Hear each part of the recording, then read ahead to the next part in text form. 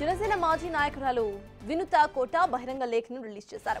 Party అధినేత పవన్ కళ్యాణ్ కు విజ్ఞప్తి చేస్తూ లెటర్ను రాశారు. శ్రీకాళహస్తి ఆలయ చైర్మన్ పదవిని కొట్టేసాయి ప్రసాద్ కి ఇవ్వడాన్ని ఆమె తప్పుపట్టారు. మహిళలంటే గౌరవం లేని వ్యక్తికి ఆలయ బాధ్యతలా అంటూ క్వశ్చన్ చేశారు ఆవిడ. తనపై జరిగిన రాజకీయ కుట్రలో కొట్టేసాయి ఒకరంటూ లేఖలో పేర్కొన్నారు. కొట్టేసాయి ప్రసాద్ కి సంబంధించిన డీటెయిల్స్ పార్టీలోని పై నాయకులను పంపిన విషయాన్ని కూడా పేర్కొన్నారు ఆమె. ఆలయ చైర్మన్ పదవి ఇవ్వాలంటే జగన్ జమానాలో వైసీపీపై పోరాడిన వీర మహిళలు చాలా మంది ఉన్నారని గుర్తు చేశారు. ఇప్పటికైనా కొట్టేసాయి విషయాన్ని పునరాలించుకోవాలని వినుత కోట పవన్ కళ్యాణ్ కు విజ్ఞప్తి చేశారు.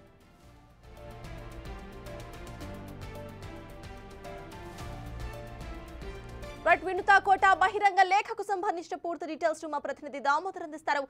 దామోదర్, చెప్పండి, ఇటు కొట్టేసాయికి సంబంధించి మళ్ళీ వినుత కోట గలవెత్తారు అని చెప్పుకోవాలి. ఈసారి ఆవిడ బహిరంగ లేఖను రిలీజ్ చేస్తూ ఎంతో మంది వీర మహిళలు ఉన్నా కూడా ఆయనకెందుకు ఇచ్చారు అంటూ కూడా క్వశ్చన్ చేశారు. ఎలా చూడాలంటారు? దీనికి సంబంధించి డిప్యూటీ సీఎం రియాక్ట్ అయ్యే అవకాశం ఉందనుకోవాలా? కోట వినుత మాజీ అధినేత అంటే జనసేన పార్టీకి సంబంధించి శ్రీకాళహస్తి నియోజకవర్గానికి ఇన్ఛార్జ్ గా వ్యవహరించింది. ఓ హత్యాయత్నం కేసులో ఆమె చెన్నై పోలీసులతో అరెస్ట్ అయ్యి ప్రస్తుతం జైలు మీద ఉంది. ఈ నేపథ్యంలో ఆమెను పార్టీ నుంచి సస్పెండ్ చేశారు. ప్రస్తుతం ఆమె ఒక లేఖ తన పవన్ కళ్యాణ్ కు రాసింది.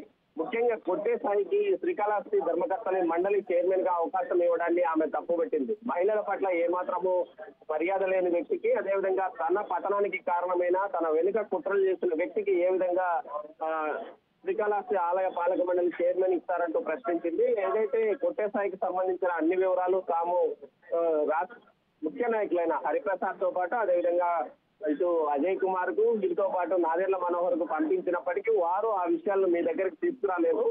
అవకాశం ఉంటే మీ దగ్గరికి మరోసారి నేను ఆ విషయాలను బయటికి మీ దగ్గరికి పంపిస్తానంటూ కూడా చెప్పింది. ఈ నేపథ్యంలో కొట్టేసాయికి ఎట్టి పరిస్థితుల్లోనూ శ్రీకాళహస్తి ఆలయ చైర్మన్ గా ఆయనకు అవకాశం ఇవ్వరాదు, వెంటనే ఈ నియామకాన్ని రద్దు చేయించాలని కోరారు. దీంతో పాటు ఏదైతే కొట్టేసాయిని వదిలేసి ఎంతో మంది మహిళలు పార్టీ కోసం కష్టపడిన వీర మహిళలు ఉన్నారు, వారిలో ఎవరికైనా అవకాశం కల్పించాలని ఆమె ఈ సందర్భంగా పవన్ కళ్యాణ్ కు విజ్ఞప్తి చేస్తూ ఒక లేఖ రాసింది సర్కార్. మరోవైపు ఏదైతే దీనికి సంబంధించి కొట్టేసాయి ప్రశ్నించడానికి ప్రయత్నిస్తే ఆయన అందుబాటులోకి రాలేదు. మొత్తం మీద అయితే కొట్టేసాయి మధ్యల సుధీర్ రెడ్డితో కలిసి తన మీద కుట్ర పన్నడానికి పూర్తిగా సహకరించాడు. అందువల్లనే తాను ఇప్పుడు జైల్లో గడపాల్సి వస్తుంది. తన మీద హత్యాయత్నం కూడా చేయించడంతో కూడా ఆమె ఆరోపణలు చేయడం విశేషం. అయితే దామోదర్, దీనికి సంబంధించి ఇటు జనసేన నుండి ఎవరైనా రియాక్ట్ అయ్యే అవకాశం ఉందనుకోవాలా? ఏదైతే పార్టీ నుంచి ఇప్పటికే ఆమెను సస్పెండ్ చేశారో ఆమె భర్త ఇప్పటికీ జైల్లోనే ఏదైతే తమ డ్రైవరు వ్యక్తిగత కార్యదర్శిగా పనిచేసిన రాయుడు హత్య కేసులో చెన్నై జైల్లో ఆమె భర్త ఉన్నాడు.